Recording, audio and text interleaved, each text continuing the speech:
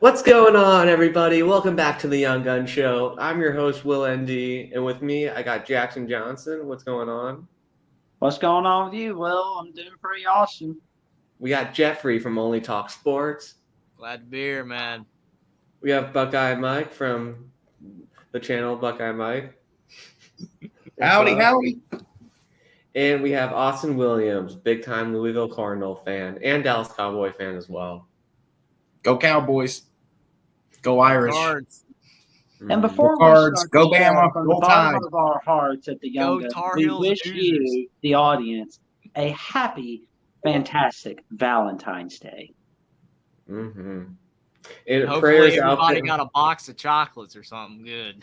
Or some roses if you're, Mhm. something like that, There we And go. prayers out there for Michigan State and everyone that's been affected there as well. Yeah, Yes, it's horrible. Mm-hmm.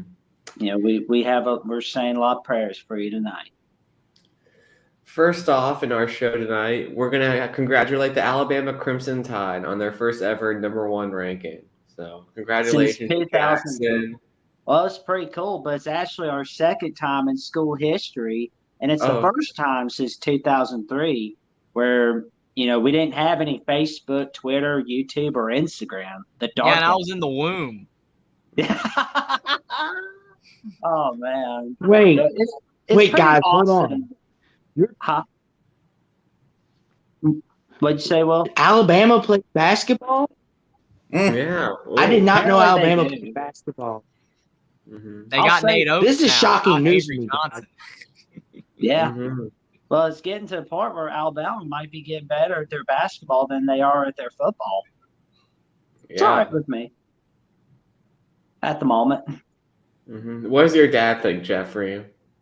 Well, I mean, he loves the fact that Alabama basketball is, great, and Brandon Miller's a stud, and Nate Oates is not going to Texas, hopefully, and Alabama's #1 in basketball. But still, it's Alabama football. You got to have them being at the top. But it is nice to see Alabama basketball playing. Well, I wanted Avery Johnson to work out, really badly when he was at Alabama. But when Colin Sexton that year, they didn't do well. It was over.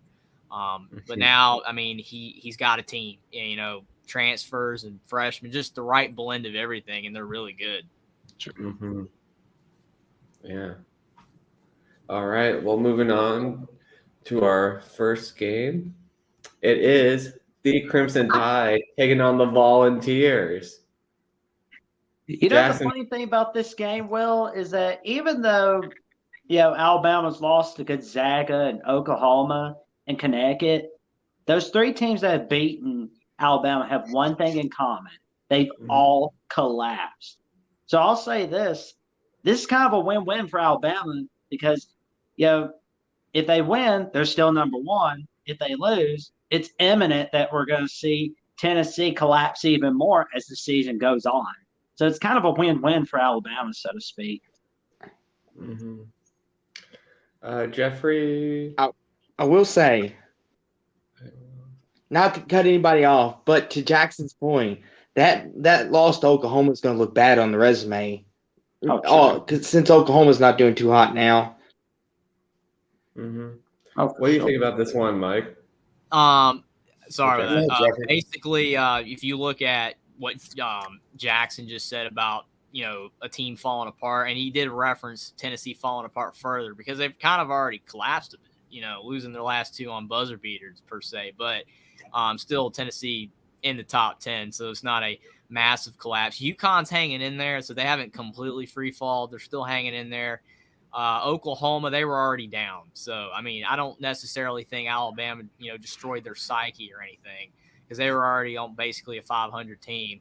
And to your point down there, Austin, as well, I don't necessarily think that losing at Oklahoma was a bad loss if you go by the net, because I think Oklahoma might be still a quad 1, top 75 in the net. They might be, or if they're not, they're just on the outside. So it's a quad 2 loss for Alabama, which is not a bad loss by the committee.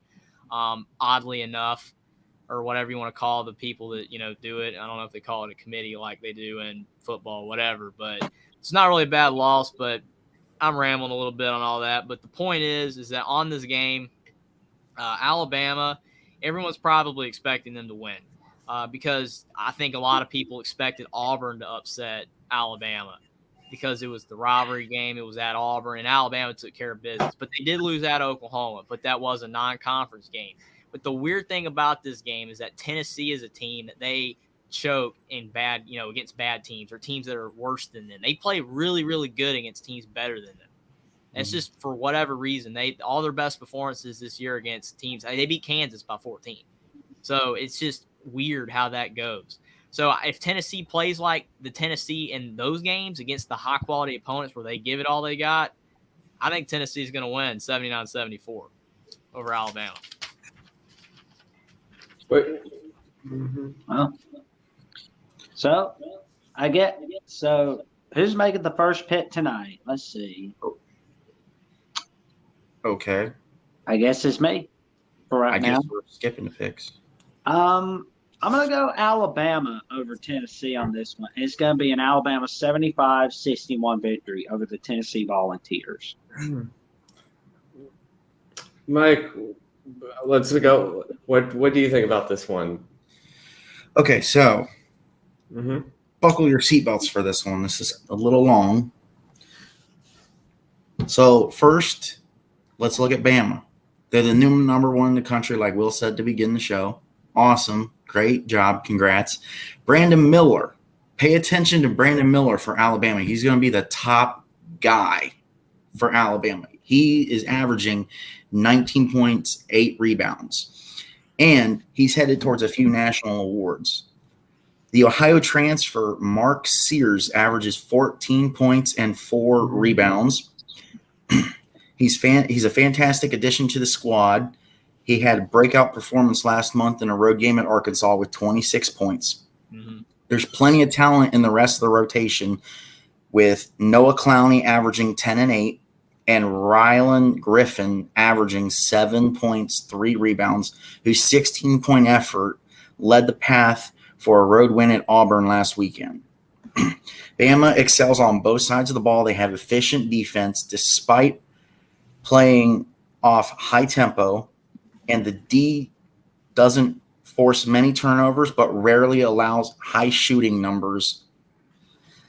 Already finely tuned machine under Oates. Adding freshman of the year was a bonus, and it made the team more explosive.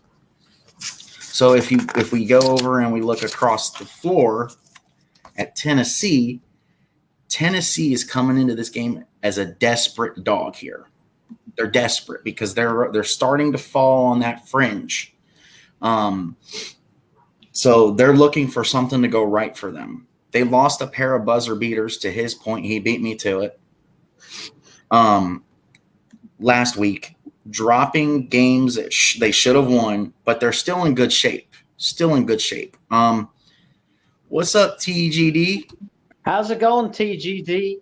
Oh yeah, that's a great point right there. Shout out to Kansas State being picked last in their preseason poll to be currently ranked at the top 20. Great season, no one saw coming. You got that right, TGD. You were right on the money on that. That Big 12, man, it is the best conference in all of college basketball. And thank you, TGD, for coming over from the Pro Football Network Discord. And ironically, to say that about K-State is that they just lost to Oklahoma. Yep. They got shot tonight by the Boomer Sooners, which so basically Oklahoma's okay. They have not completely free-falled, man. They're still okay. Well, Oklahoma, if they want to basically get in the NCAA tournament, they have to win out the regular season, and they may have to win the Big 12 tournament, so to speak. My fault. So Tennessee is still in good shape. They have to win this game because it would give wonders for confidence and the big mo for them. Their lineup's full of talent up and down the roster. You have guard Santiago Vescovi, who averages 12 and 4. He's already been a key piece for Barnes' system for years. You got guard Zakai Ziegler, averaging 11 and 5. He's a great assist and steal numbers. Forward Oliver Nakhol, he averages 11 and 5. He has ability on both sides of the ball. You got guard Tyreek Key, who averages 9 points and 3 rebounds. He's the Indiana State transfer and the leading scorer for the last 2 games for Tennessee. So the big key takeaways here, if Alabama has their way to make them race up and down the court all night long, but they also have the ability to play at a slow pace. So basically, if you look at Alabama, they have the ability to switch the way that you have to play them on a dime. They can play 2 different paces. The Tide already have won 8 games on the road, and Tennessee has shown that they can blow home games. Will the crowd play a factor? With home court advantage being key in most basketball games. 3 of 4 last games have been losses and wrecked the Big Mo for Tennessee. They have to limit Miller, the powerful offense, and have consistency from the offense. So, when a full breakdown like this, Alabama's coming off the high of being number 1 and everything else I just broke down. I'm going to go Vols 72, Roll Tide 68. Rocky Top, Tennessee. Rocky Top, Don't Tennessee. bleep for the whole state of Tennessee, the whole state of Alabama, whole state of Alabama, whole state of Alabama. What do you think, Austin?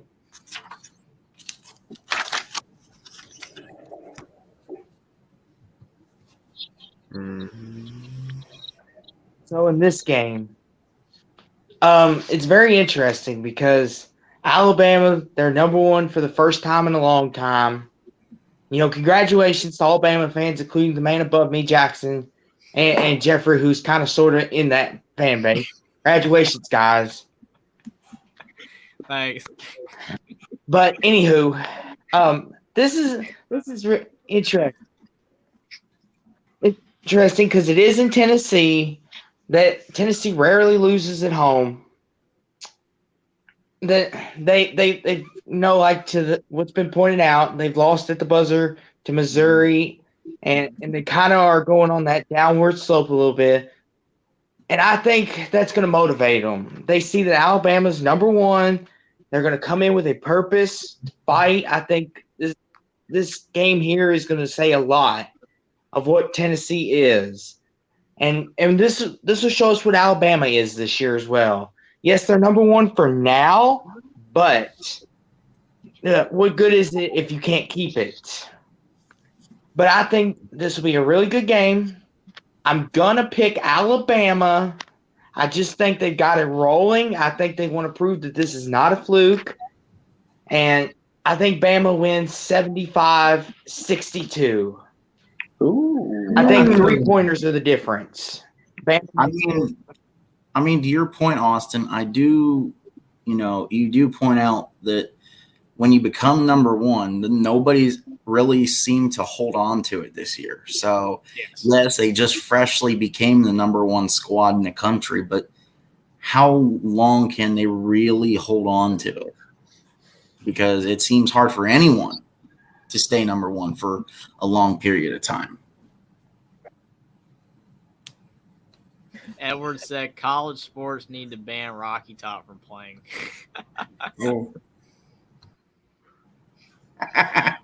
I think that the Vols are a wounded animal, and they played their best when they're playing good teams at home like they did against Texas, and I think they'll bring that. I think it'll be a classic. I think maybe this time they'll be on the winning end of a buzzer beater and win 71-68 over the Tide. But I think it'll be a classic game, and definitely a game I'll be keeping my eye on.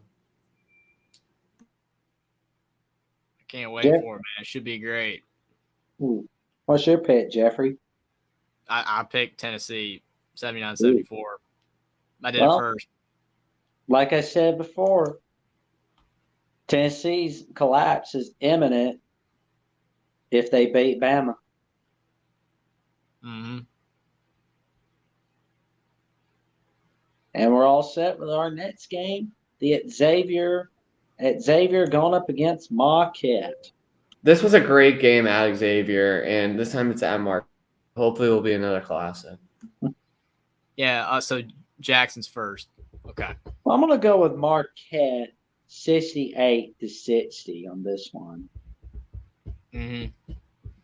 Yeah, this game, I mean, you look at, both teams, Xavier's kind of slipping a bit. I mean, they're still playing really well, but Zach Freemantle's hurt, and that's kind of affected their depth and their ceiling of when they were playing, better basketball a couple weeks ago.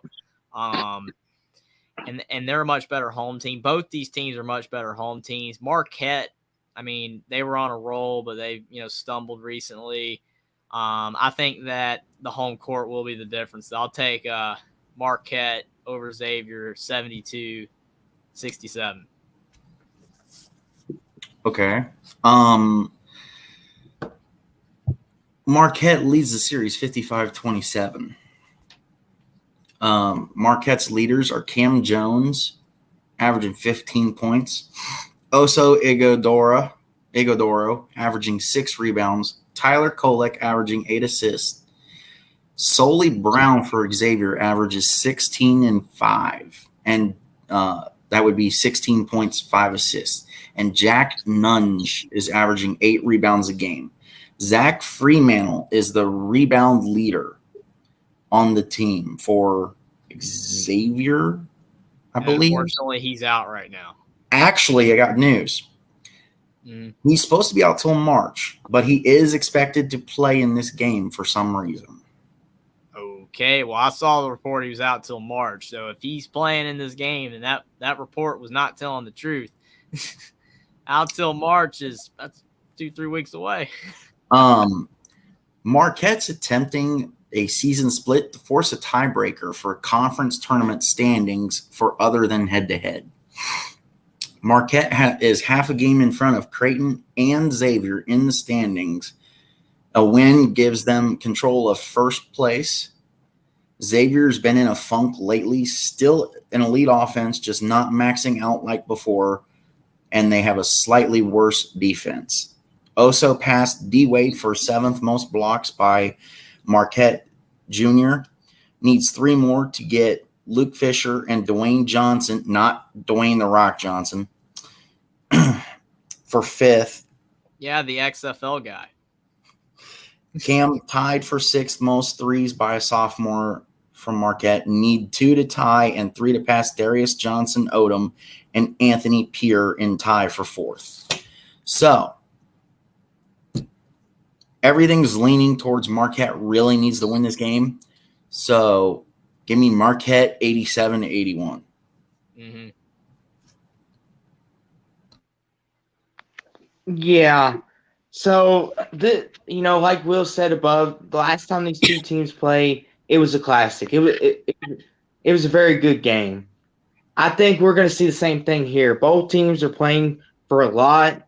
As the man above me mentioned, conference tournament seeding. Joe Lenardi has them anywhere from the 5, 6, 8, anywhere in that side of the bracket. I think this is going to be a marquee game that's going to help the resumes. I think this will be really close. Marquette could shoot the 3. Xavier, they worry me because they turn the ball over a lot sometimes, and that's a little worrisome. But I think at the end of the day, I think since this is in Marquette, the home court advantage is going to be huge here. Mm-hmm. I think Marquette wins this game 81-63. I think they make a statement win. I'm going Marquette. All Edwards comment here. He says The Rock, what a great basketball player. Yeah, I mean, I'm just a big Shaka Smart fan, and I'm not a big Sean Miller fan, so I definitely have a rooting interest in this game. I will admit, but obviously Marquette hasn't been playing the best lately, as they did lose by 15 to a UConn team that's been struggling, and they did struggle with Georgetown a bit at the beginning. But looking at Xavier, like losing their best rebounder really hurt, and it showed as they lost at Butler. So I'm going to go with a Marquette 78, Xavier 70 game. I think they'll pull away late. Oh, there we go. Home the Eagles will. Ooh, we're all set with this next one. Northwestern and Indiana. Oh, Can they man. take down both teams from the Hoosier State? Let's see. Great year for the Wildcats already, though. Oh man, Northwestern was alive and amplified on Sunday. I know everybody talked about Super Bowl 57, but I tell you what, though, Northwestern getting their first ever win against number one in school history. You know, previously before they played Purdue, they were 0-18 against teams ranked number one all time. But then they got win number one against Purdue on Sunday afternoon. Knocked them out from the number one ranking. Thank you, Northwestern. Can they pull the magic again Wednesday night against Indiana? You know, I believe they can. Give me Northwestern 75-70. Okay, so I mean, this is an interesting game here because of the fact you've got a team, that just beat number one, like you said, for the first time ever. One of two things is going to happen. Either Northwestern's going to take lightning in the bottle and continue to play at a high level like they just did against Purdue. And keep in mind, two things. In that game against Purdue, they were down 8 with 3 to go. Northwestern was. They should have lost, but Purdue collapsed late. And Purdue is kind of in a funk right now. They're not playing as well. The freshman guards are kind of starting to play like freshman guards. Braden Smith, Fletcher Loyer. I think the Big Ten grind is starting to get to Purdue a little bit. So they're not playing as well.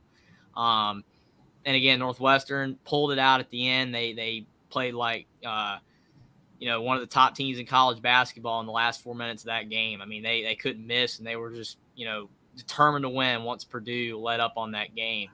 But again, if Northwestern comes into this game and plays as hard as they did against Purdue, I agree. I do think Northwestern will win.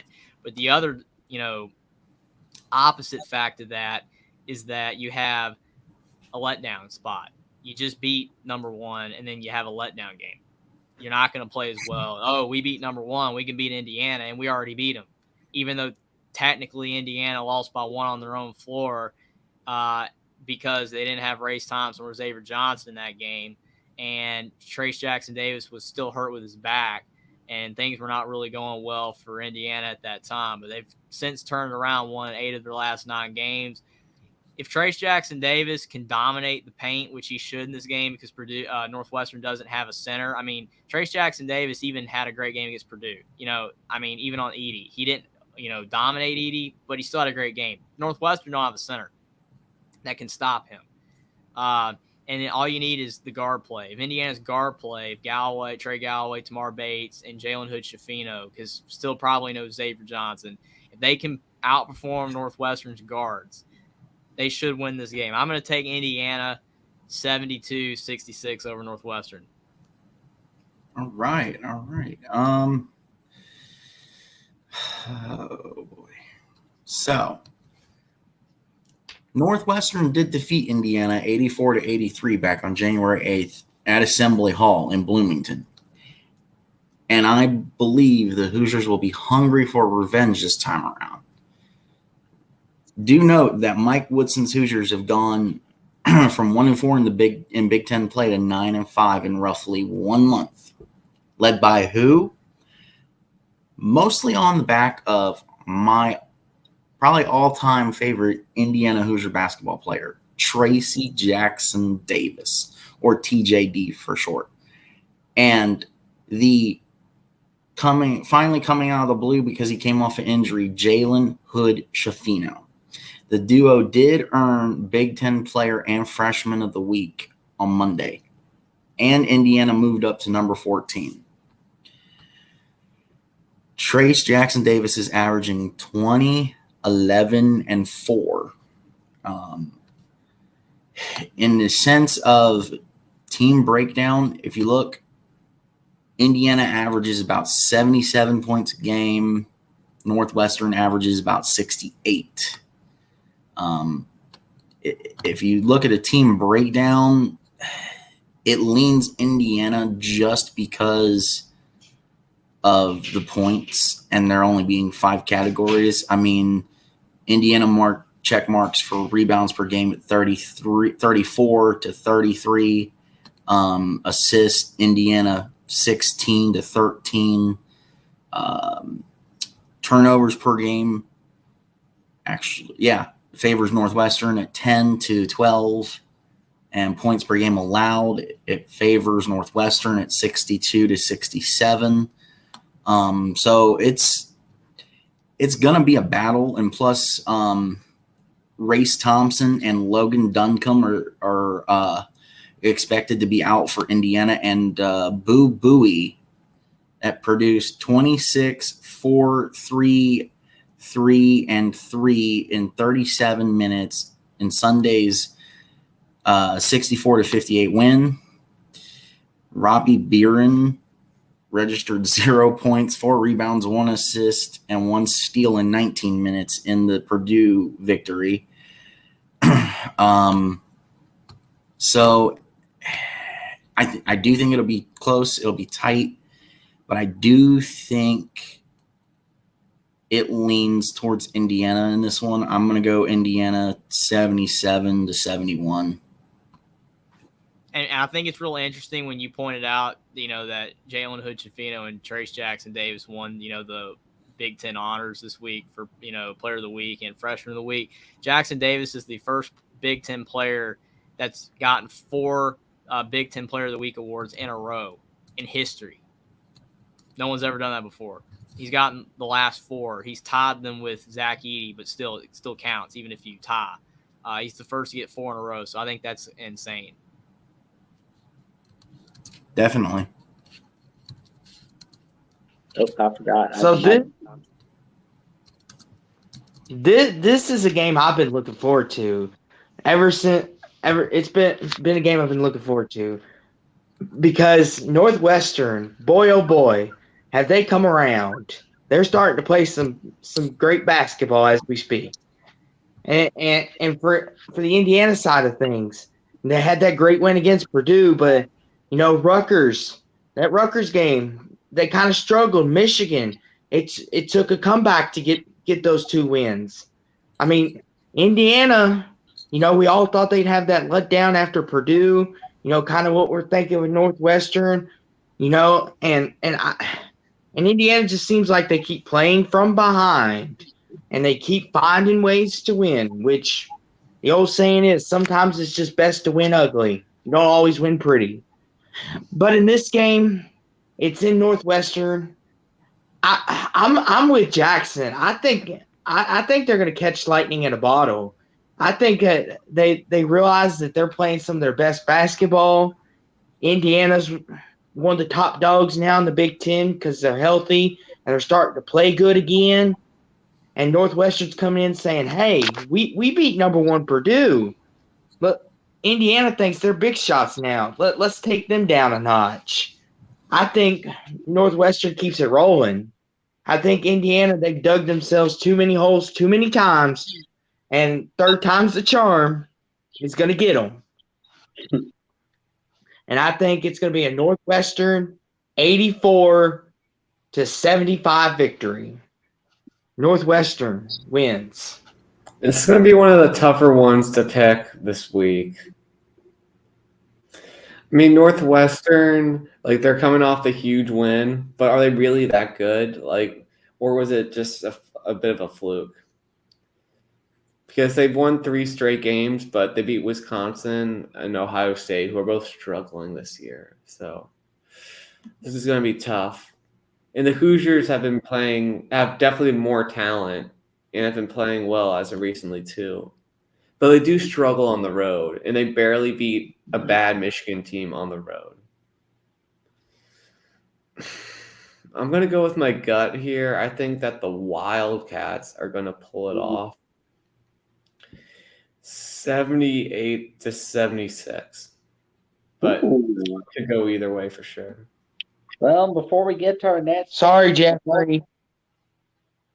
Cool, man. Don't matter. before we get to our next game, remember this, audience: if Northwestern beats Indiana tomorrow night, it will be a season sweep of Indiana for Northwestern. Big wins in the bubble for Northwestern right there. Jeffrey, you better make sure the brooms don't come out.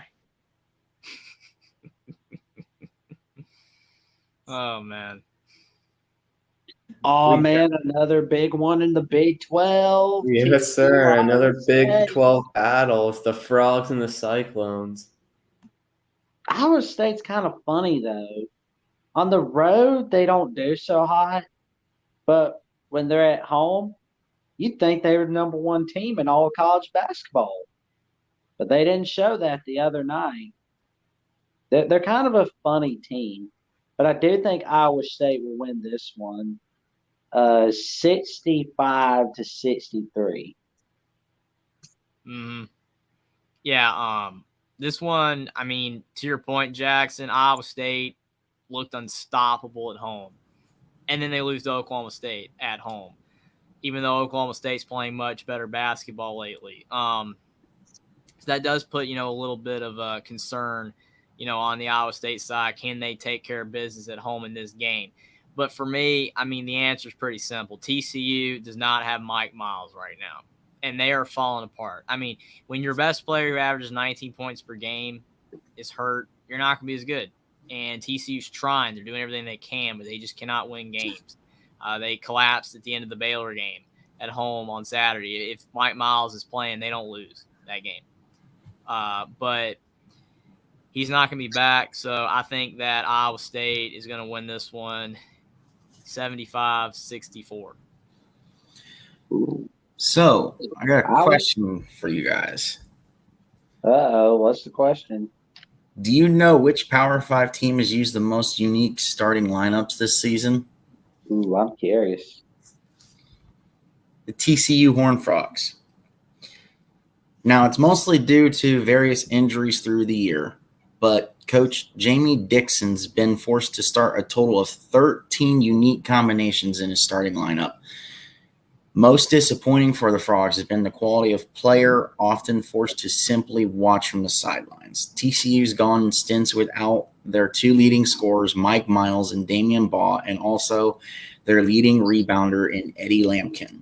When fully healthy, TCU may just be as good as any team in the country. Proof of that claim came when the fully equipped Horned Frogs beat Kansas at the Fog and Oklahoma at home by a combined 50 points. Dixon's preferred starting five lasted only a couple of minutes into the team's next contest against Mississippi State before Miles suffered a scary-looking knee injury.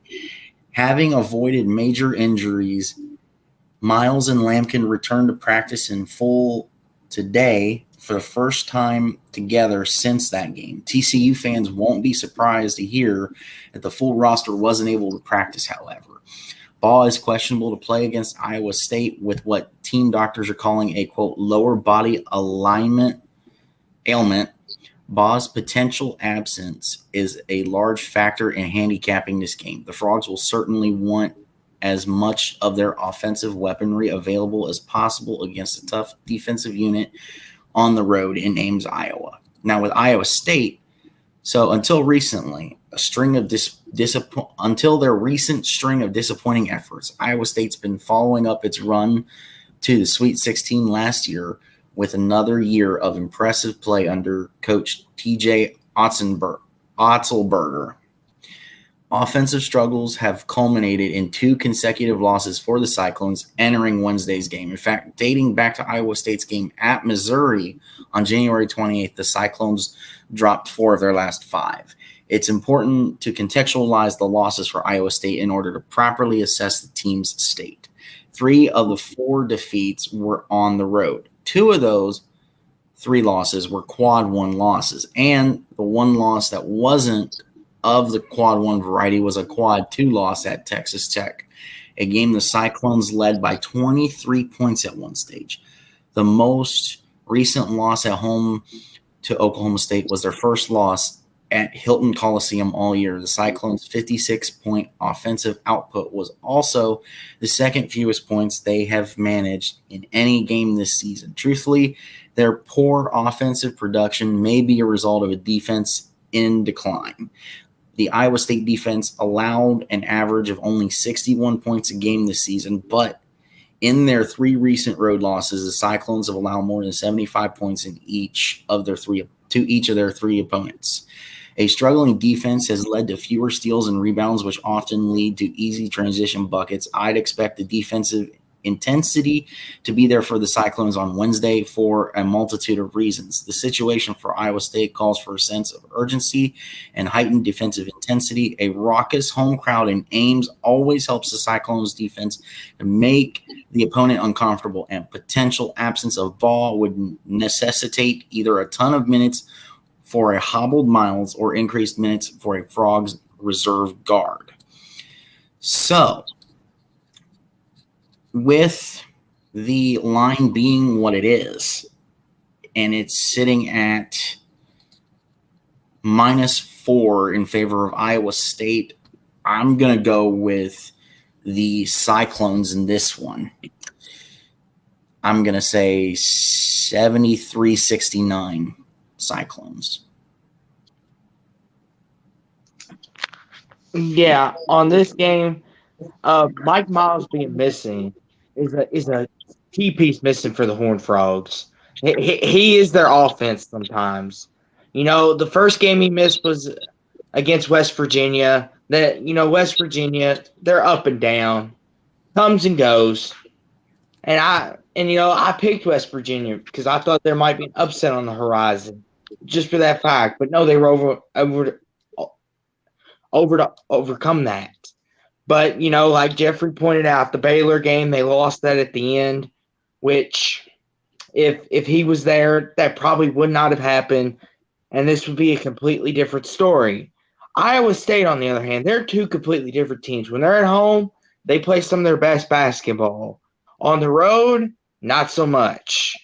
Just look at the Texas Tech game. They had that game in hand, and then the last 8 minutes or so, they started turning the ball over. Couldn't hit a thing.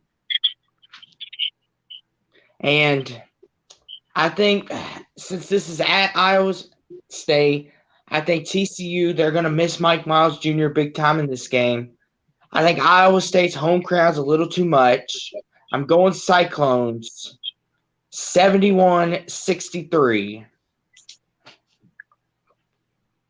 I love Edward's comment right here where he says that guy's calling Mike Miles to see if he's playing.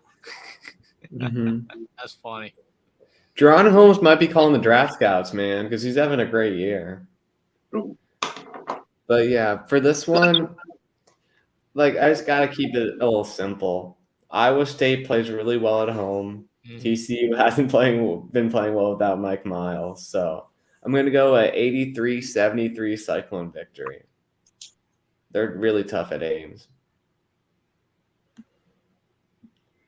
Moving on to the next one, we got Texas A&M taking on Arkansas. Texas A&M having a surprisingly good year. Arkansas surprisingly a little disappointing.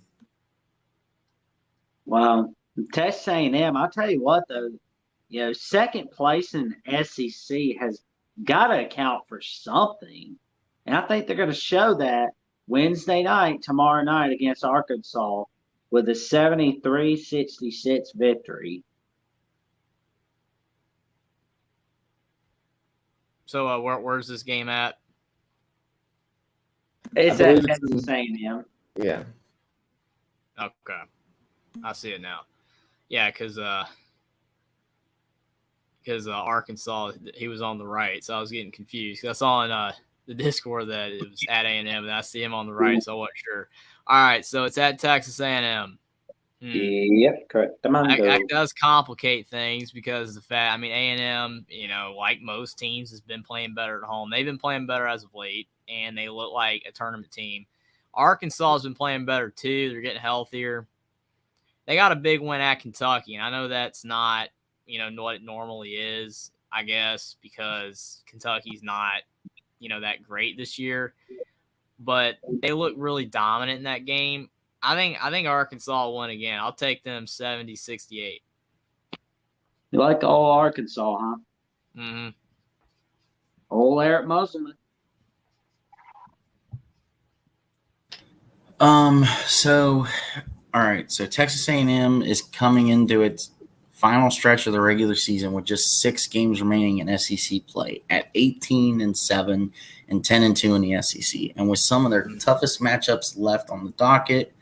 A visit from the Arkansas Razorbacks coming in at 17-8 and 6-6 in the SEC, just the first obstacle in their way to not only earning an NCAA tournament bid, but becoming one of the more feared opponents heading into March. On Wednesday night, Arkansas is coming into Reed Arena after a disappointing home loss to the surging Bulldogs of Mississippi State while sitting in the middle of the SEC at 6-6, most likely needing to finish at 500 or better in order to safely secure a spot in the tournament. But as we've seen in the past couple of weeks in conference play, no one is safe. Despite their Alabama. Despite their underwhelming performance against the Bulldogs, the Razorbacks have won 3 of the last 5, yes, technically, unless you're Alabama, including an 88-73 win against Kentucky at Rupp Arena on February 7th. Holy cow, somebody actually beat Kentucky for once. The scoring trio consisting of junior guard Ricky Council, averaging 17 points a game, freshman guard Anthony Black, averaging 13 points a game, and junior guard Devontae Davis, averaging 11 points a game, is still as intimidating as ever to game plan for. Buzz Williams knows all too well after all 3 recorded double digits scoring efforts in their first meeting. As a team, Arkansas is averaging 75 points a game, 36 rebounds, 70% from the free throw line, an impressive 48% from the field, but only 30% from three-point range.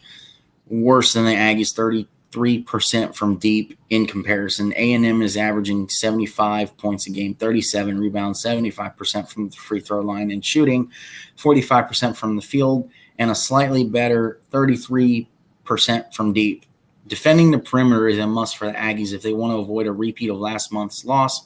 One of the few areas the team has struggled with in SEC play, even with their 10 wins. Offensively, Wade Taylor IV has been predominant playmaker as of late, but I believe that this will be another inside game with an emphasis on rebounding and scoring at the rim, whether it's a healthy mixture of Julius Marble and Henry Coleman in the low post or Tracy Radford slashing to the basket to set up outside shooting looks. The Aggies are in the midst of a 3-game win streak after handily defeating LSU by a mere 12 points, 74-62 on Saturday night, and do possess home court advantage this time around while looking for revenge against the team that embarrassed them defensively for much of their January 31st meeting. However, knowing that the Razorbacks will be in full desperation mode to earn what would amount to a quad 1 victory for their tournament resume gives this the feeling of a neutral court showdown against 2 hungry programs. I'm going to lean towards A&M in this one. So I'm going to go Texas A&M 72, Arkansas 64. I think it'll be close, but the perimeter game is what's going to be the key.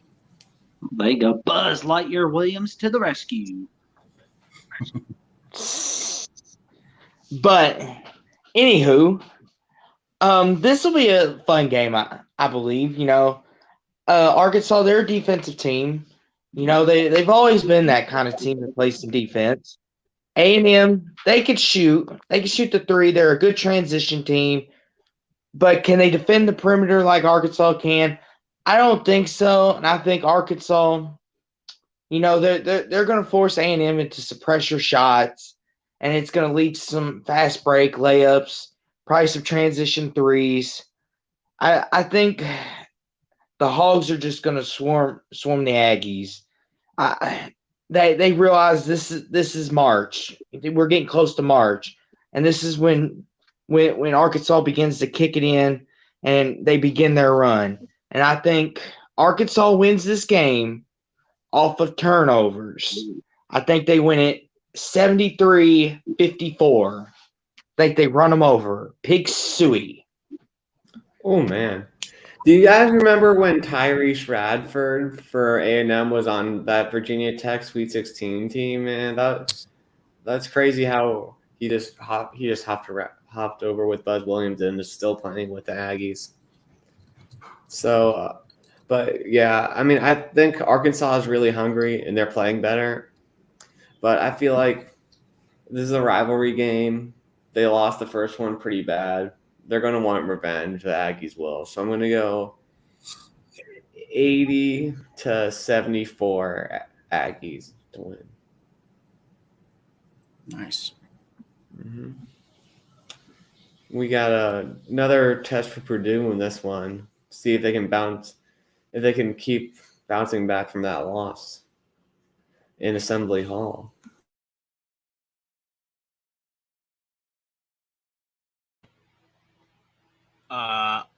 I guess I'll go. This game, I mean, go ahead, Jackson. Sorry. I'm going to go with Purdue with a 75-64 victory. Mm-hmm. I mean, this game right here, I mean, this is one of those situations where it's like the opposite of the Northwestern, where a situation where they either, have lightning in a bottle and continue to play well, or they have a letdown game. For Purdue, it's one of those situations where you lose a game. Are you going to let it compound and do another loss, or are you going to bounce back and start playing like you were before? The problem for Purdue is that as a whole, they just haven't been playing as well last couple games. I mean, you look at even the Iowa game that they won, they gave up 73 to Iowa. And Indiana was the first team to score 70 on them. And then Iowa scored 70 on them as well, even though Purdue won. And then they lost at Northwestern. So just overall on both sides of the ball are not playing as well as they were before. They just seem to be kind of finally the Big Ten grind's catching up with them a little bit. I think that the freshman guards are the key. Fletcher Lawyer and Braden Smith were, they look like seniors out there 3 weeks ago. But right now, they don't look like juniors and seniors anymore. They do look like freshman guards. They're making more mistakes. They're not hitting shots like they were. Zach Edey's still Zach Edey, but the problem for Purdue is if it's just Zach Edey, just like for Indiana in the past, it's just been Trace Jackson Davis. You need that second and third option. And Purdue had that until recently, and they're not getting the consistent production from the other players right now. Maryland, they're playing really well at home this year, and the Xfinity Center is probably going to be the best crowd that Maryland's had in 5 years for this game. And you look at the fact that they haven't lost at home in Big Ten play. They've only lost at home to UCLA early in the year when they were not playing very well, and they're playing much better now. I actually think Maryland beats Purdue 69-64. Ooh, going with the upset. All right. Huh. So, let's see. All right. So, the number one team in the Big Ten, Purdue, will be going against Maryland this coming Thursday in College Park. Can the Boilermakers go 2-0 straight up this season versus Maryland, or will the Terrapins trip up Purdue this time around? Well, coming in at 23-3, Purdue is arguably the best team in the nation right now. It's ranked number one by the AP. So at the very least, the Boilers are among the group of elites in college basketball this season. That being said, the Boilers have lost 2 of their last 3 games.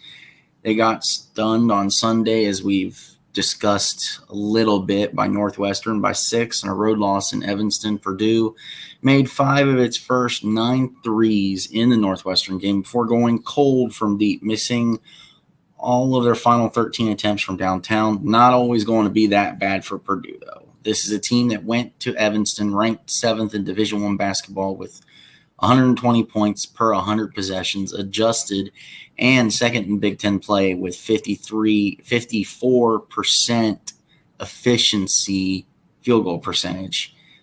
The under is 6-4 in Purdue's last 10 games as the road team. Maryland comes in at 17-8. Much better than the Boilermakers. The Terps are coming off of a 74-68 win in College Park last Saturday against the roaring Penn State female Nittany Lions, and are also 5-1 straight up in the last 6 outings. That stretch includes wins against the likes of the Wisconsin Badgers. And let's roll a tear for a second, because that also includes a win over our dearly beloved Jeffries Indiana Hoosiers. Maryland is a great defensive team. It's the 21st in the nation with just 63 points allowed per game, and 34th with opponent shooting just over 47 efficiency field goal percentage. Although they lost to Purdue in the first meeting of these teams this season, 58-55, which tells me it'll still be close, the Terrapins made life hard for the Boilermakers, who shot just 39% field goal percentage and committed 15 turnovers in that contest. Maryland's covered the spread in 7 of the last 10 meetings versus the Boilermakers, dating back all the way to 2017. So it's about time for Purdue to wake up and make a statement game. This is a perfect opportunity for the Boilermakers to do it against a good Terps team on the road. It could be a good performance, but I do not think Purdue can get it done. I think they're stuck in a slump. I think Maryland still wins the game and shocks Purdue with a dagger in the heart again. Give me Maryland in a sort of close one, starting to pull away in the end, 61-55 Maryland. Ooh, Maryland for the upset from Buckeye Mike. There we go. Yeah. Maryland has played really good at home this year. To Jeffrey's point, this will probably be their best crowd in a long time, because they've been bad quite a long time.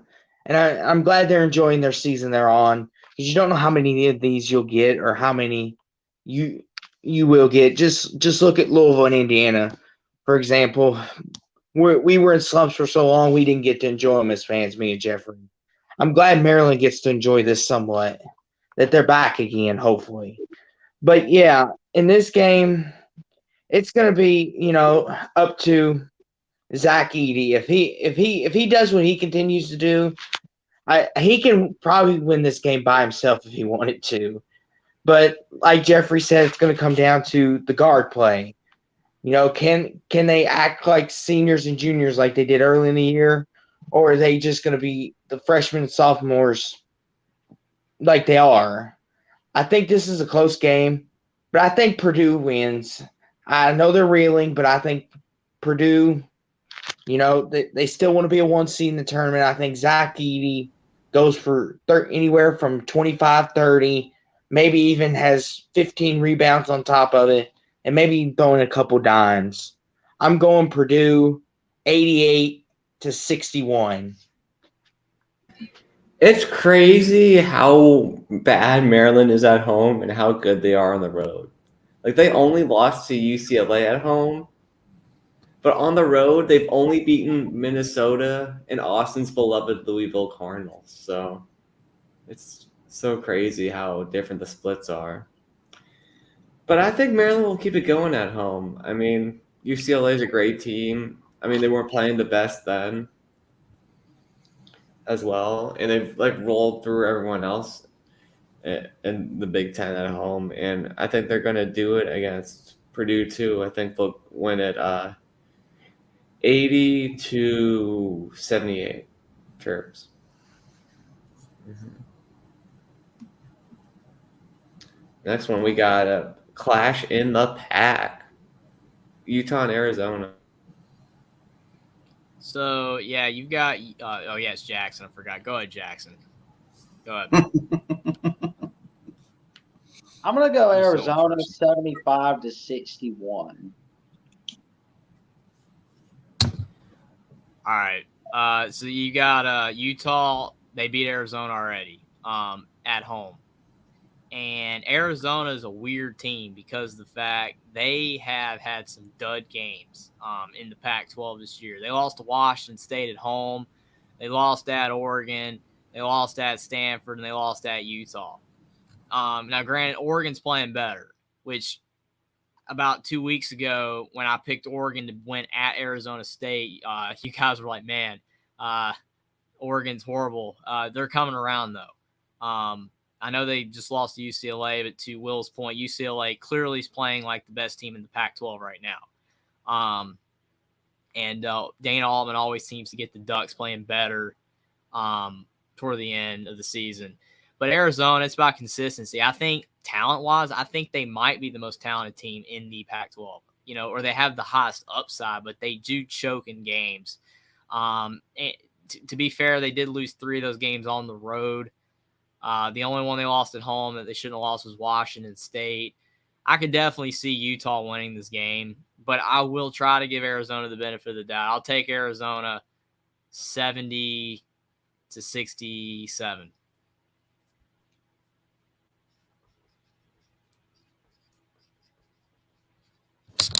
Sorry. So, I mean this in a full jokingly manner, but I don't really know how many eyes are going to be on this game just because it's going to be on Pac-12 Network. Boo. Yeah. I plan on watching it. Good. Same. So, when the Wildcats beat the Bruins on February 3rd, they were number 16 in the AP Top 25. And they won by a score of 71-66. It was a signature win of the year by far at that time. When facing quad one opponents, Arizona is 3-5, so 0.375%, which is tied for the 39th most victories. Against quad two opponents, Arizona is 6-1 with 0.857 percentage, which is tied for 7th most victories. The Wildcats have tied for the 9th most quad 3 victories in the nation with 7. Arizona's best wins are 75-54 over Baylor on December 18th, 81-75 on the road over USC on February 5th, 79-71 at home over Oregon on January 8th, 72-69 at home over Oregon State on January 6th, and 61-54 at home over Washington on January 27th. Performance insights for Arizona. Wildcats have outscored opponents by 12 points per game, scoring 76 points per game, which ranks 35th in college basketball, while giving up 64 per contest, which ranks 177 in college basketball, and have a plus 294 scoring differential overall. Offensively, Arizona is posting 70.8 points per game this season in conference tilts to compare to its overall 76 points per game is 5.2 points per game higher. Wildcats put up 77.5 points per game while playing at home compared to 73.7 per game away from home, a difference of 3.8 points per contest. At home, Arizona is ceding 3.6 fewer points per game, 63.2, than in away games, 66.8. The Wildcats have been racking up 71.5 points per contest in their last 10 times on the court, an average that's a little lower than the 76 they've scored over the course of the campaign of the season. And it's very, very bad look for Arizona. Utah overall has a better look on offense and on defense. I am actually going to go with Utah to pull off the win here. I'm going to say Utah 71-68. Oh man, that's pretty cool. Going with the upset. Yeah, Texas A&M Arkansas is pretty awesome. And Indiana and Northwestern. I think he's more talking about he talked about betting stuff last time, so he's probably talking about that. Oh, you want to go for one? Go for. We're obviously not professionals, but I just picked Tennessee over Bama. So I have a disclosure to make. Mm-hmm. I didn't bet any penny on anything. I was trying to get back in some good graces when I said that. I like moneyline Northwestern over Indiana. I know Jeffrey won't like that, but I think there's some. But I think it's a good. Hey man, Trace Jackson Davis is just gonna have to go out there and act like Zach Edey, man. He can do it. Yeah. And also, Louisville plays Virginia tomorrow. Mm-hmm. You could take that one too, whatever the line is. If it's 20, It's take UVA it. minus 17. Hey, Louisville only lost to Miami by like 7 or 8. I mean, that was an improvement. Like Edwards said earlier, they didn't turn the ball over so much. They might have actually won. Yeah, L. Ellis had a heck of a game. But that's not the task at hand. We're getting off track. We don't need to talk about Bird with teeth right now. Love him to death, but that's not the topic. Anywho, hey, we're just trying to give Bird with teeth some love, man. You're back. Love, man. Love. Anywho, back to teams that matter at the moment. Oh Lord. Anywho, we done gone off the rails. Mm-hmm. It's all right. So Utah, Arizona. This is going to be a good game. You know, it is on the Pac-12 network, which I will be watching it because I have family members who are Utah fans. But, you know, this game, the first time was really good. And, you know, not a lot of people expected a lot from Utah this year because Utah ain't really a basketball school. They've been more of the football school. And Arizona, they're the opposite. They're the basketball school. They're supposed to kill Utah. Let me rephrase that. Not kill, run them over. The nicer way to put it. But Utah actually beat them this year. Because Utah... Well, the non-getting blocked way to put it. Yes, clothesline. Thank you. Thank you, gentlemen.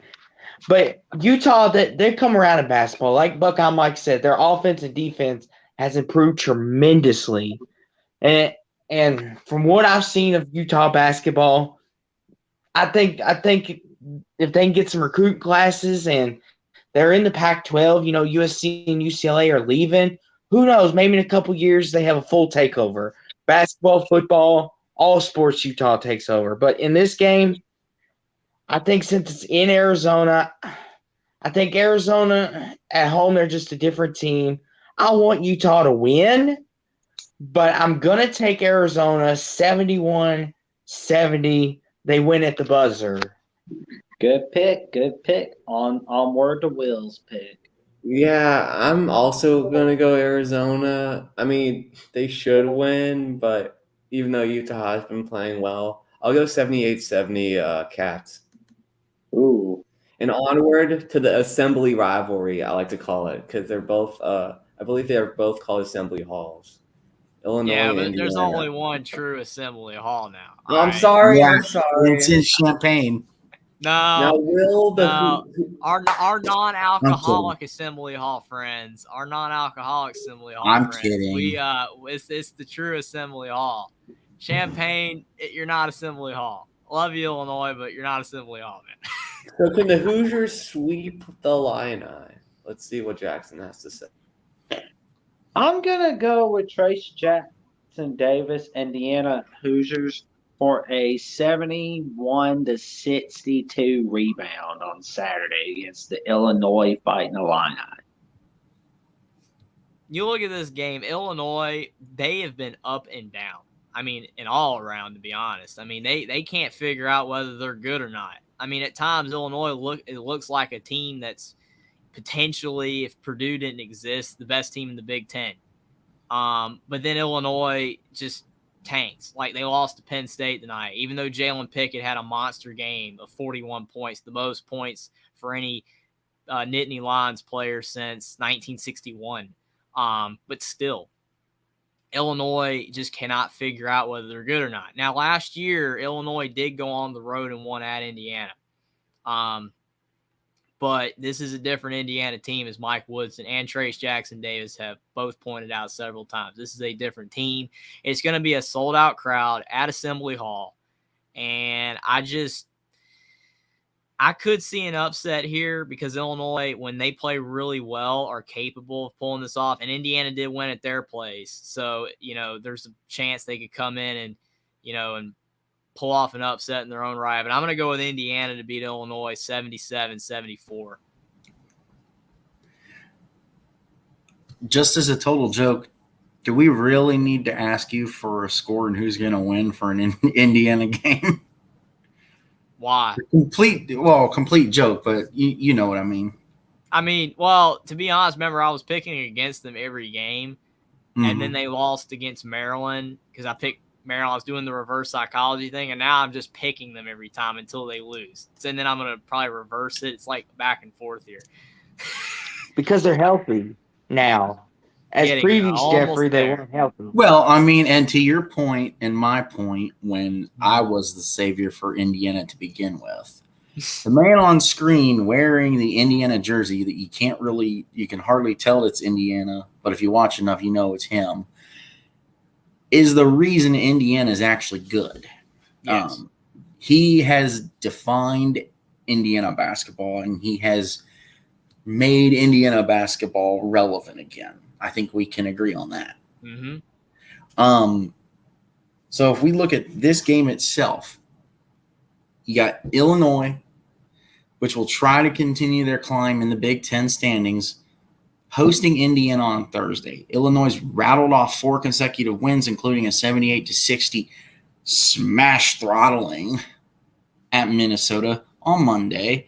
Indiana snapped a 3-game losing skid with a 63-45 beat down over then number 18 Wisconsin on Saturday. Shoot, I have actually seeing that now. I hope this is the right one. No, it's not. Never mind. I see my mistake now. Basically, this one's easy for me anyway. I just love the man on screen. I love Jalen Hood-Schifino. Those are your 2 big guys from Indiana. I do realize I looked like a complete idiot a minute ago. Hey, I didn't mind reliving that Wisconsin win. Don't get me wrong. I didn't mind it. Yeah, when I noticed it said Wisconsin thrashing, I'm like, oh, whoops, wrong thing. But anyway, between the 2 main stars on Indiana, mainly carrying most of Indiana's production like they did in one of the most recent games when the man on screen had 28 and 10 the other night and Hood-Schifino had 21. That being most of the production, I still think with the supporting cast that Indiana has, I don't think Illinois can stop Indiana from winning the game. It's just too much strength and power on Indiana's side. As far as I know personally, Illinois is basically built with a bunch of who are you people. There's not really anyone that really stands out that I'm aware of. But there could be. You're the all-knowing college basketball dude, so Matthew Mayer, who's on screen, the transfer from Baylor. He's had big games, but he's inconsistent. Terrence Shannon, the transfer from Texas Tech. He has good games, but he's inconsistent. That's the issue. They have players. They've underachieved. Their players haven't played up to snuff. They got a lot of hype players before the year, and they haven't been that good. Sky Clark left. Dane Danger, he's been transferred from Baylor. He's been decent, but again, inconsistencies. So basically, there are the names there for Illinois. They're just inconsistent, and the players don't show up. Mm-hmm. So they're not as reliable as Indiana, in my opinion, even with the big stars being the 2. So I'm just going to go Indiana 77-64. 69. Ha 69. And to your point, real quick, I know we got to, speed it up, but with Trace Jackson Davis, I think what's going to be more symbolic of his, basically in the future with Indiana, because, I mean, he could be gone after this year. It's not just what he did for Indiana as a player, but potentially what he could have possibly have done for the program in the future, because, like you said, Indiana is relevant again. And there is a good chance, there's a lot of really good players that are considering Indiana now in the high school ranks, and you could possibly get some good portal players. And this would have never happened without Trace Jackson Davis and Mike Woodson.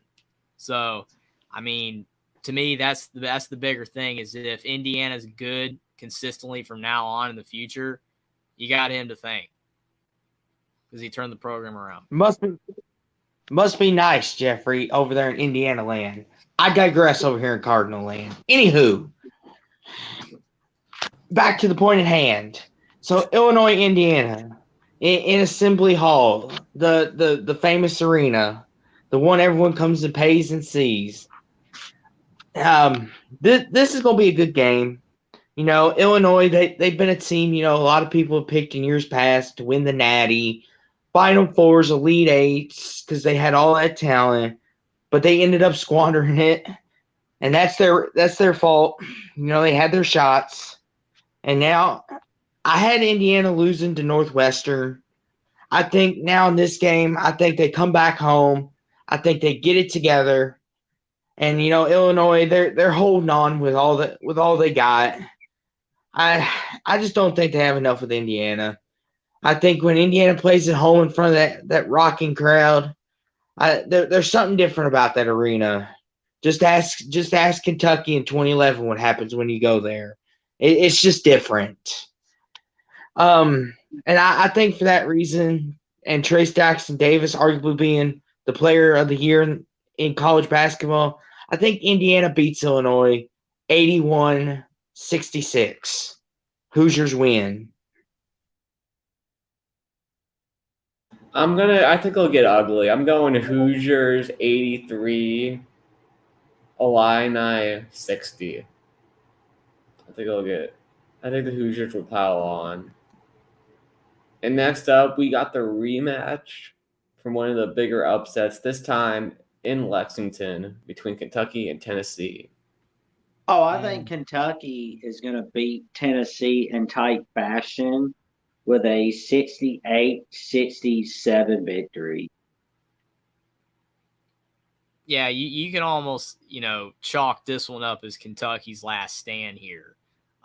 They got to win this game. If you want to be a tournament team, you have to win this game, because you don't have any quality wins at all, except the win at Tennessee.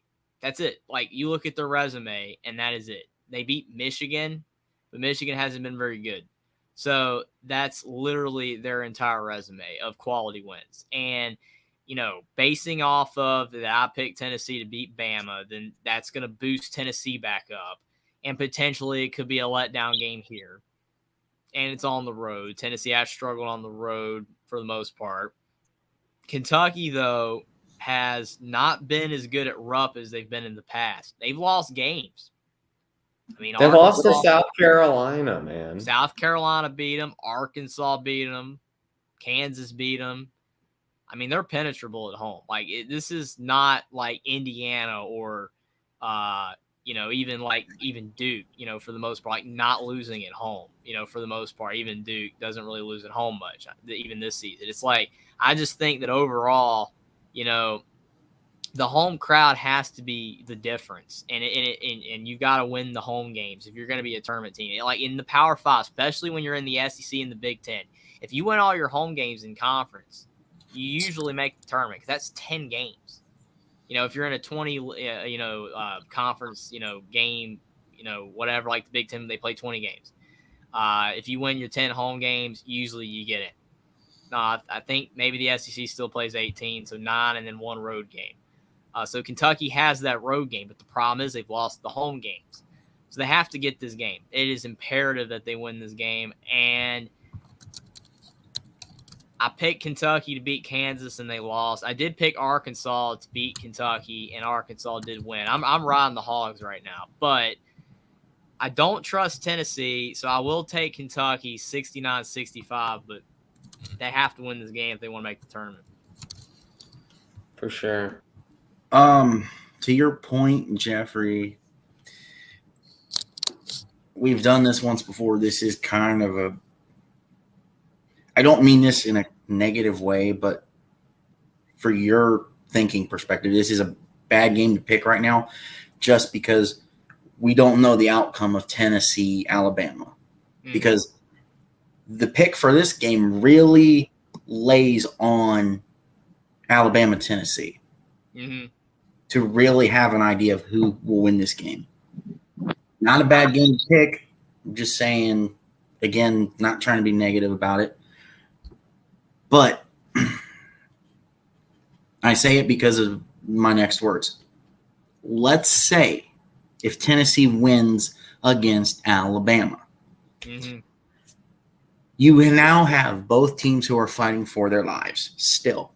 Tennessee has a leg up because they beat Alabama, if they do, which makes it an even dog versus dog style of match, not really having an edge of it meaning more for one or the other. It just means more, though. It's the SEC. Oh, yeah. That league is God itself almighty. And No, that's football, guys. The only thing that sports people care about.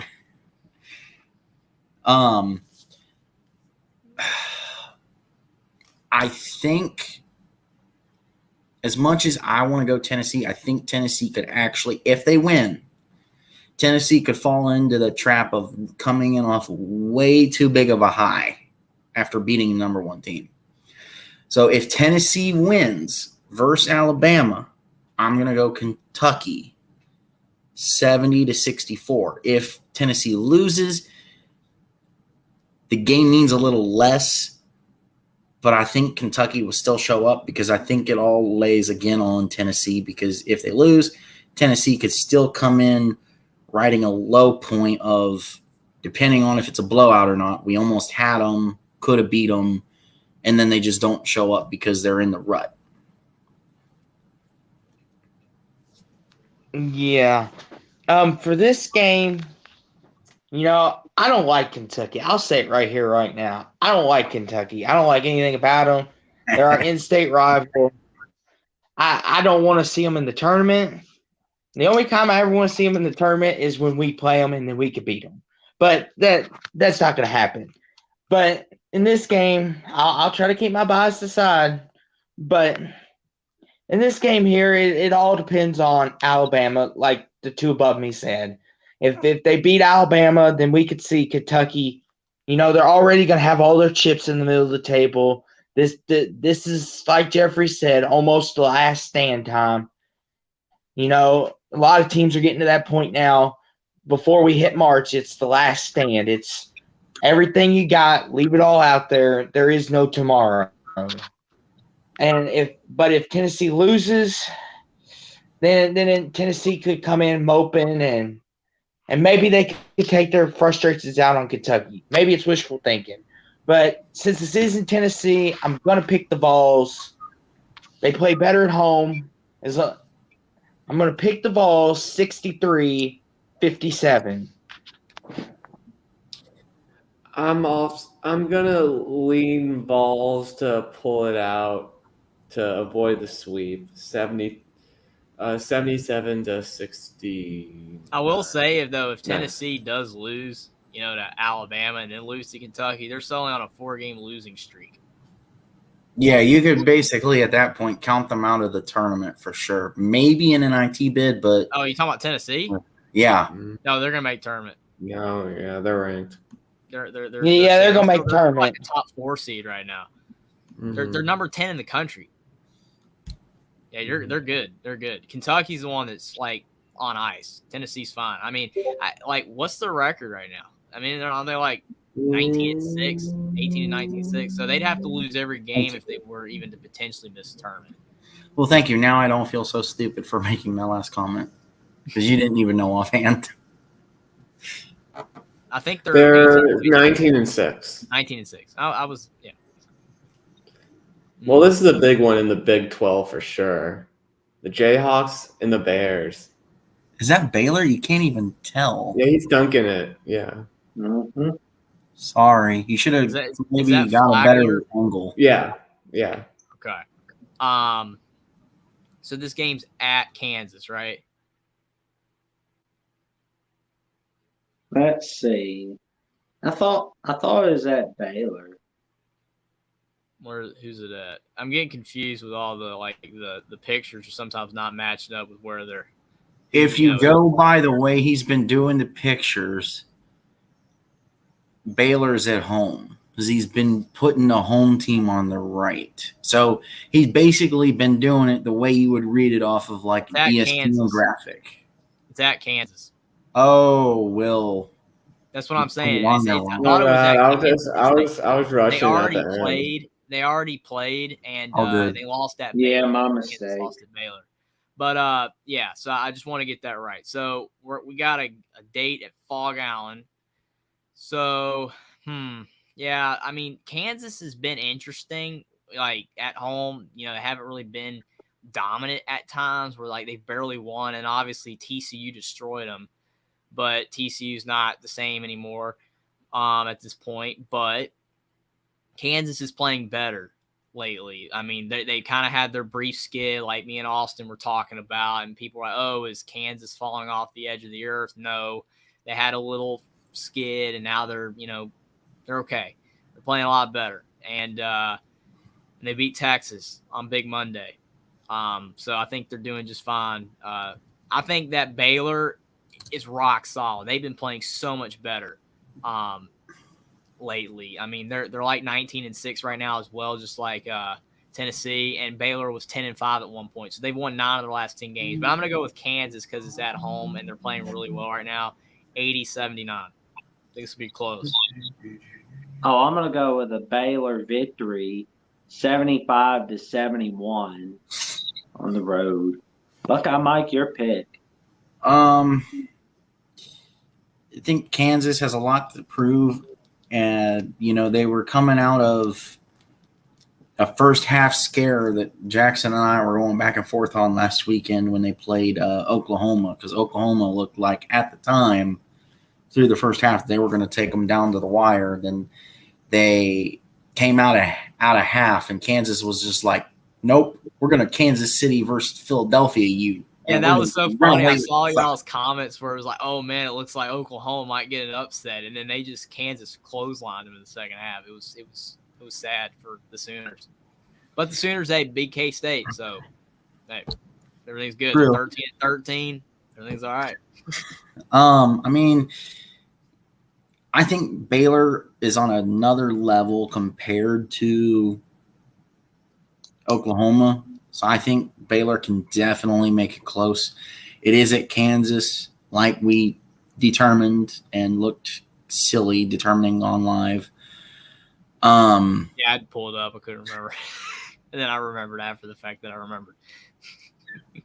Home court advantage at Kansas is usually really important and favors Kansas a lot of the times.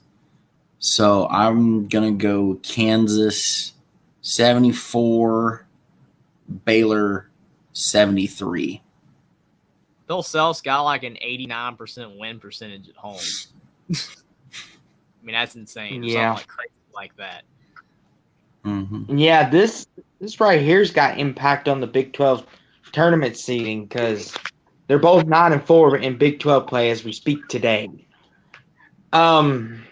And Kansas, a lot of people thought Kansas ran this, but they don't anymore. Baylor's here now, and the Big 12's better as whole. But in this game, it is in Allen Fieldhouse. It is in the fog. This is one of the toughest places to play. Not many teams can go in there and say they've beaten Kansas. Not many. There's a few, but very rarely do many make it out of there. And I think Baylor, they're a really good defensive team. They're finally making their shots and playing some good defense, great defense. But I just think Kansas has got too much. And that home crowd, I think it's going to be too much. I'm going Kansas 79-74. I'm going Jayhawks. Should I go with the bare necessities? That is the question. Should I go with the bare necessities? Well, Kansas usually does well at home, but I feel like a lot of the time they've been playing teams close at home. And they also had that stinker against TCU. That was crazy. No one expected to get that game to go like Miles, that. Man. Mike Miles, he's a difference maker and he's hurt now. I'm gonna go with the Bears, 77-71. There you go. In a close one. I mean, like I know we're picking games real quick. Like with TCU, if Mike Miles returns and then they light it up again, I mean, it's one of those situations where you wish there was an exception to the seeding. You know, where like if TCU like ends up being like a 7 or 8 seed in the tournament because they lost all these games, but with Mike Miles and the way they were playing before, they were a top 3 or 4 seed.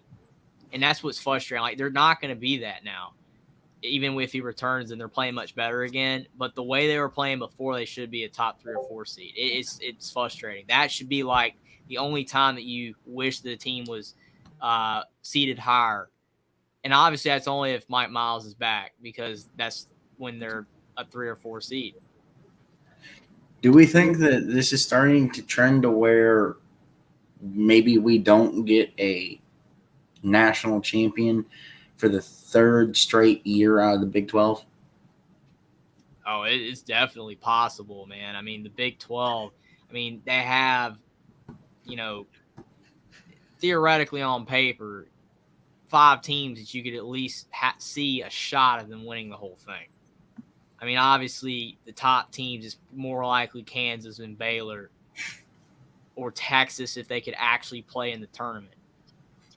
That'll be interesting. Can they play or will they choke again in the first 2 rounds? Yes.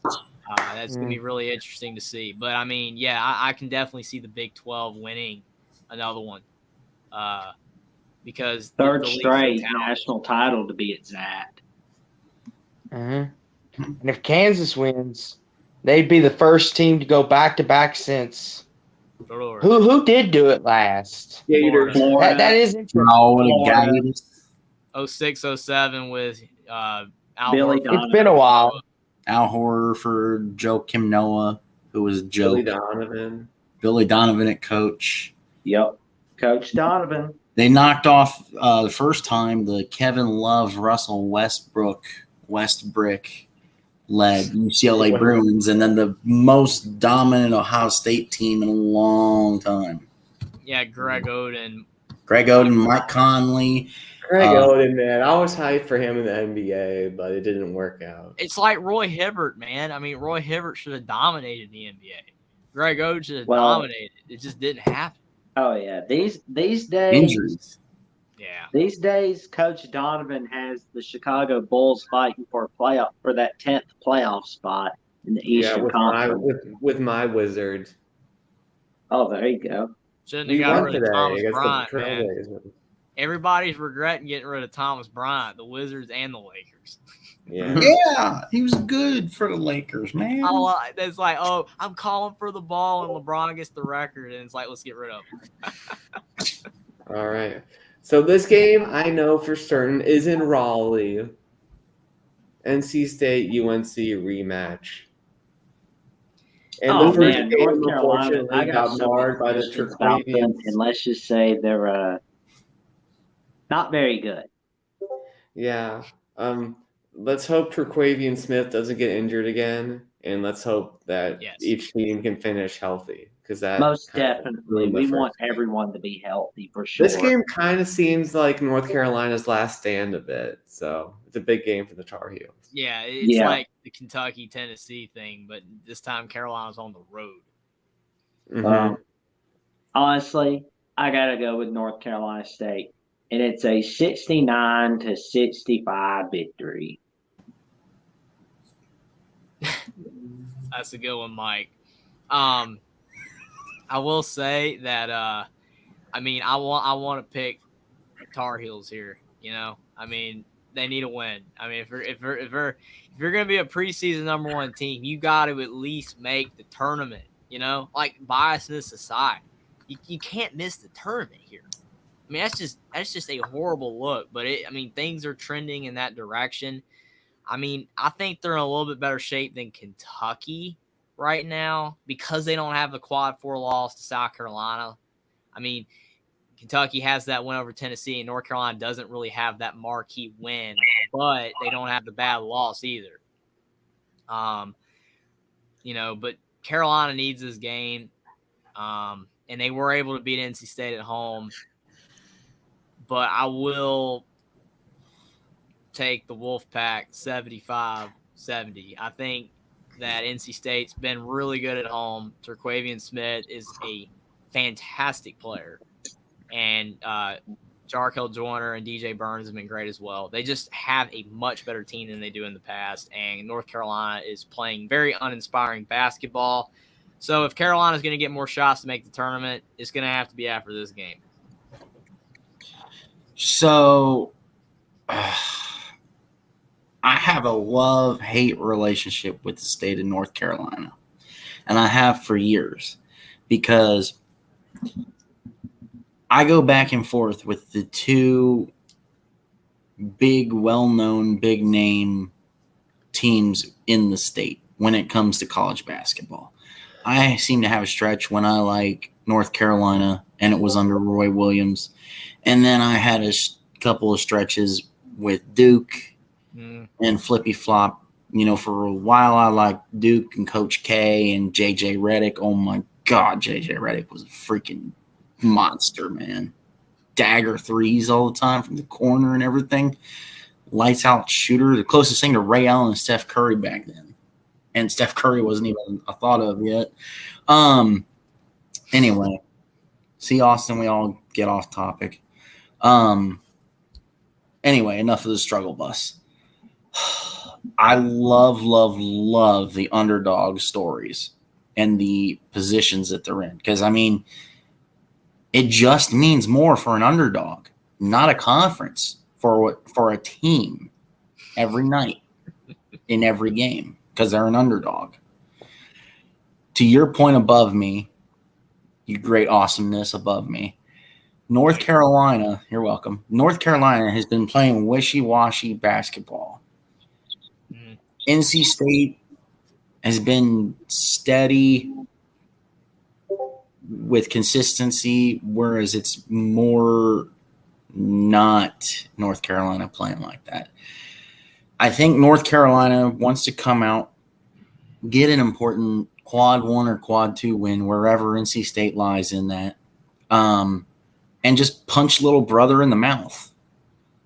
So I'm going to say North Carolina hits a dagger 3 from the corner and upsets NC State 79-78.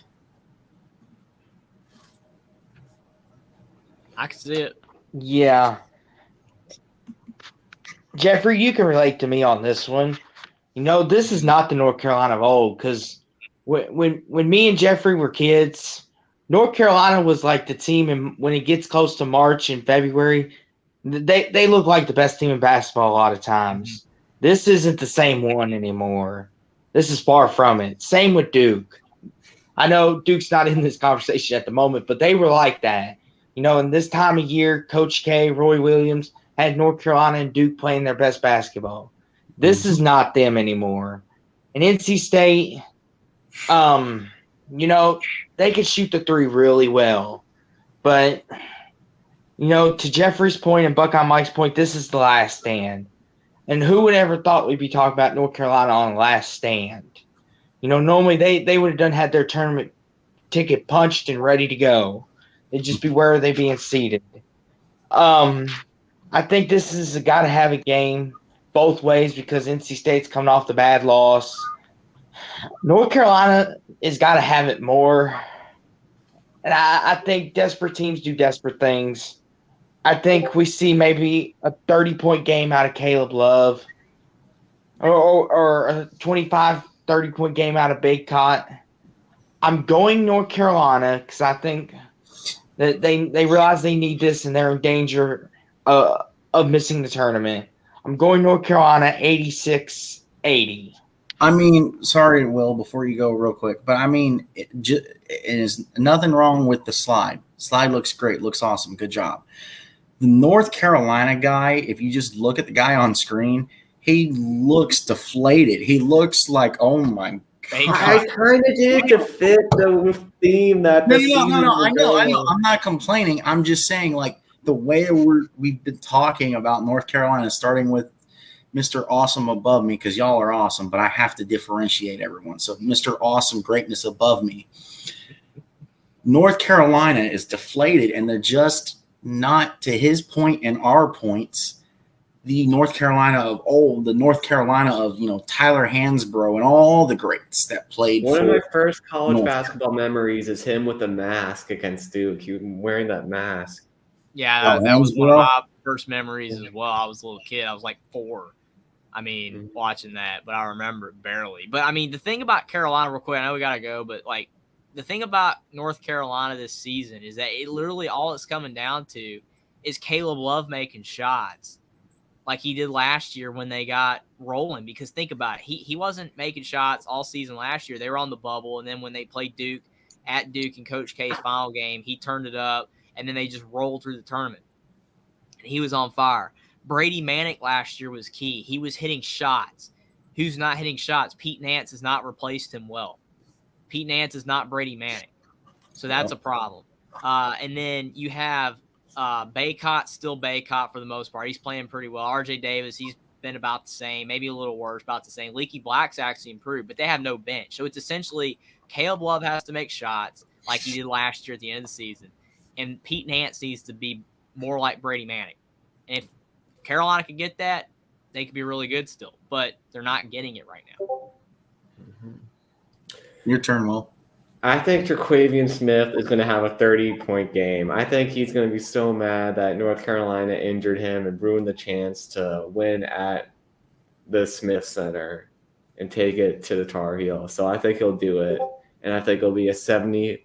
I think it'll be an 85-70 Pack win. Ooh, Wolfpack. Our final game. That we're going to do some prediction videos later, but for now, I feel like we've talked about some games. We've definitely talked about the most important games of the week. So what game are you guys most excited for this week?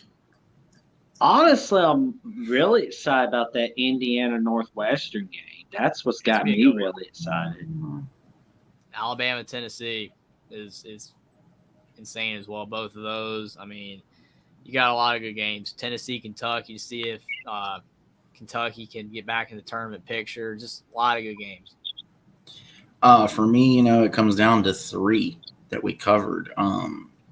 Indiana, Illinois, because like we stated before, and I'm going to say this real quick, but I just think Indiana can just. Yeah, Northwestern's dangerous, but I think Indiana can just ease through Northwestern to a degree. I think it'll be easier than going through a battle with Illinois. North Carolina and North Carolina State, the battle of a portion of North Carolina. And Tennessee, Alabama, because Tennessee is, to a degree, fighting for its life. To a degree, because they're in a losing skid, and to Jackson's point, I think maybe before we went live, every team that's beat Bama has turned to garbage.